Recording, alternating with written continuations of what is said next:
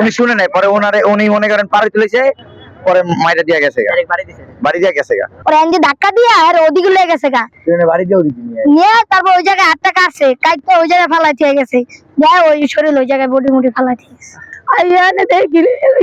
আমি এবার ওই লাশ দেখতে না, আমি আমি জানি না। আমার ছোট ভাইরা এখন দেশের বাড়িতে নিয়ে যাবো। দর্শক, আপনাদেরকে যুক্ত করছি রাজধানীর কদমতলীর শ্যামপুরের বড়ইতলা রেল স্টেশনে আজকে একটি দুর্ঘটনা ঘটেছে। ট্রেনের নিচে পিষ্ট হয়ে একজন মধ্যবয়সী মানুষ তিনি মারা যান। এই মর্মান্তিক মৃত্যু শ্যামপুর বাসীকে নাড়িয়ে দিয়েছে। এখানে অনেক লোকজন এসেছেন, আমরা প্রত্যক্ষদর্শী পেলে তাদের কথা শুনবো এবং তা আপনাদের সামনে তুলে ধরবো। দর্শক, আপনারা আমাদের সাথেই থাকুন। রাস্তা বার দিলে সেখানে মনে করেন আপনার গাড়ির তলে পড়ে আছে। ভাই বিষয়ে আমি বলতে পারবো না ভাই। আমরা মৃত্যু অবস্থায় পাইছি। আমরা দেখছি, আমরা যে খেলতাছি ট্রেন আইছে, ট্রেন লাইন সিঙ্গেলের অনেক বয়ে রয়েছে, ট্রেন আইছে আর হ্যাঁ এলাম সিঁড়ি দিয়ে উঠছে, উঠটা বইছে এমন কানে শুনে না, পরে ট্রেন আইছে আর উড়ে এনে ফালাই দিছে।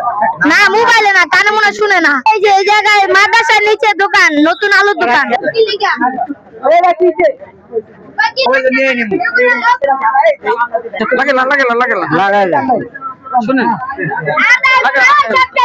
আমরা নারায়ণগঞ্জ থেকে আসছি। এটা এখন আমরা গার্জেন পাইছি, ও তো গার্জেনের উপরে বোঝাই দিয়ে আমরা চলে যাবো আর কি। না না, মেডিকেল নেওয়া যাবে না, গার্জেন আছে এটা।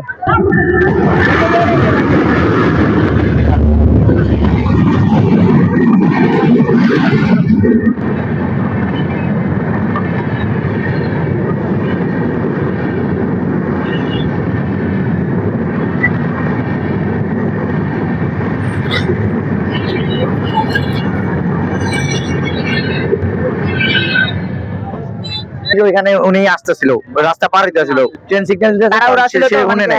এই দোনো ট্রেন ছিল, দোনো এক লগে ছিল, ট্রেন দোনো এক লগে ছিল, ক্রসিং হইছে। এটা আরেকটা ছিল, মানে কি দুই দিকে ক্রসিং হইছে, উনি শুনে নাই। পরে উনি মনে করেন পাড়ে তুলেছে, পরে মাইরা দিয়া গেছে গা, বাড়ি দিয়া গেছে গা। আমার ভাইরা কি করতো উনি? ব্যবসা করতো এই তো ভাইয়া বউবাজার। কিভাবে হয়েছে একটু বলেন তো? ও হয়তো ব্যাগ খেয়ালে পার হইতেছিল, দোকান বন্ধ করে আসতেছিল। স্বপন বয়স 40-45 হবে। গ্রামের বাড়ি হলো চরাদি। আর এখানে কোথায় থাকে? এইখানে পালপাড়া থাকে। সাধারণ হিসেবে দোকানদারি করতো, কিসের দোকান করতো? আলু ভেজার দোকান করতো, গরিব মানুষ, দিন আইনা দিন খা।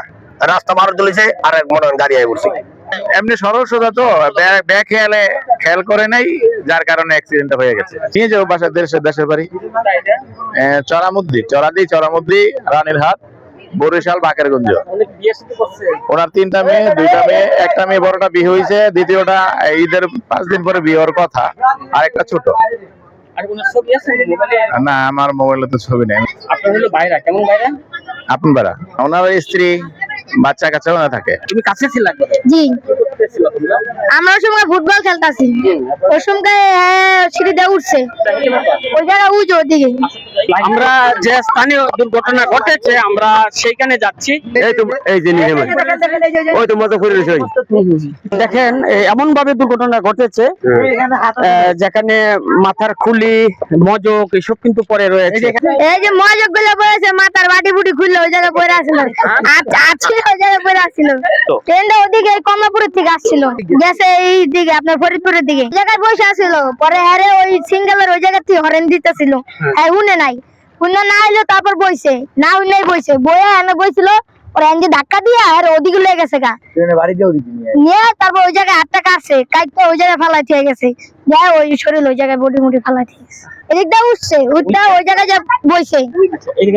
না না, ওই সময় পানি ছিল না, তারপর বৃষ্টি হইলো, তারপর পানিটা হইলো।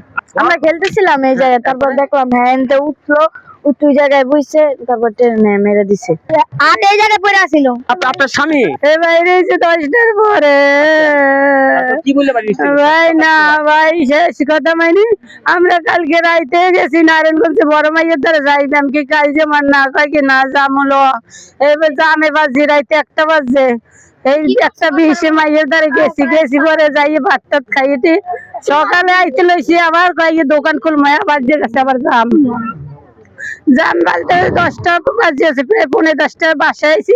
বাসায় জামা কাপড় পাল্টাই কয় কি আমি যাই, তুই তো আয়। আমি এবার কি এসছি, কাপড় চোপড় টুপড় ধুইছি করে রান্না করি হান্ডি পেতেল দিয়া আমি এবার আইছি। বৃষ্টি পরে, বৃষ্টির মধ্যে আইসি, আমার জানি কি এমন একটা লাগে। তারপর দৌড়ই আমি আইসি, আইয়া এনে দেখি আমি এবার ওই লাশ দেখতে না, আমি হ্যাঁ তো আর আমি জানি না। সবে অনেক মানুষ ভিড়, আমি এবার আইয়া উগি দিয়ে দেখছি। হ্যাঁ দেখি কি হ্যাঁ দেখে তুই আমি দেখি না। আমি গেছি এবার দোকানে যাই, দোকানে দেখি তালা মারা, দোকান খোলা না। এই আমার মনের মধ্যে কামড় দিয়েছে। যখন লাশ দেখে গেছি একটু বাইর দিয়ে কই ভাই আমার মোর ফোনে তো টাকা নাই, আমার ফোন দেন তো। হ্যাঁ ফোন দিয়ে দেয়, হ্যাঁ ফোন বন্ধ। এরপরে একজনের ভিডিও লইয়ে গেছে তুললে, হইয়ে দেখি আমি চিনি। আবার আমি আইসি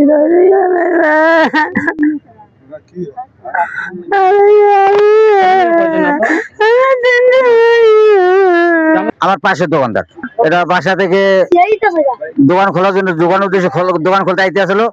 দোকান খুলতে আসার সময় রেল ক্রসিং এ এখন দেশের বাড়িতে নিয়ে যাবো। আমার ছোট ভাইরা এখন দেশের বাড়িতে নিয়ে যাবো, মেডিকেলে যাবো না, এই ট্রেনালার কাগজপত্র ছাড়পত্র দিয়ে দিচ্ছে।